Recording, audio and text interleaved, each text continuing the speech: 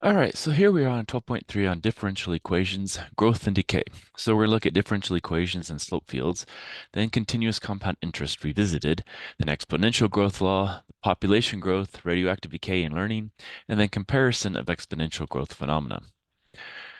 All right, so dy over dx equals 6x squared minus 4x, and y prime equals minus 400 e to the minus 0.04x are both differential equations. So in general, an equation is a differential equation if it involves an unknown function and one or more of its derivatives.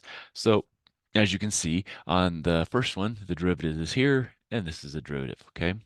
Other examples are here. We have the derivative of y with respect to x is ky.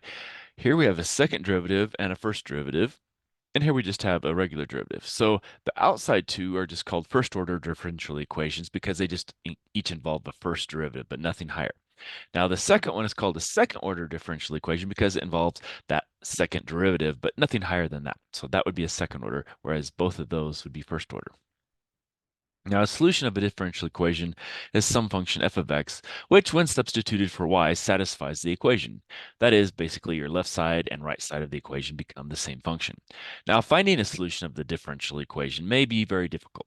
However, it's easy to determine whether or not the given function is a solution of a given differential equation. You basically just substitute and check whether both sides of the differential equation are equal functions.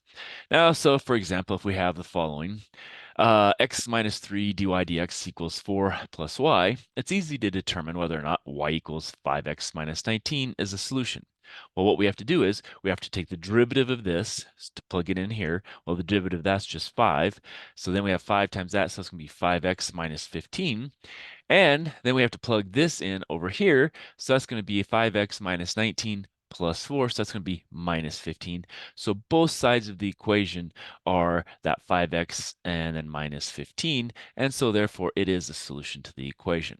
Now in this section, we're going to emphasize a few special first-order differential equations that have immediate and significant applications. So we're going to start by looking at first-order differential equations that are geometrically in terms of slope field. Now this is something that, it's really computer oriented, so we won't do a lot of that as far as calculating it ourselves or drawing the pictures, but we're going to learn about it.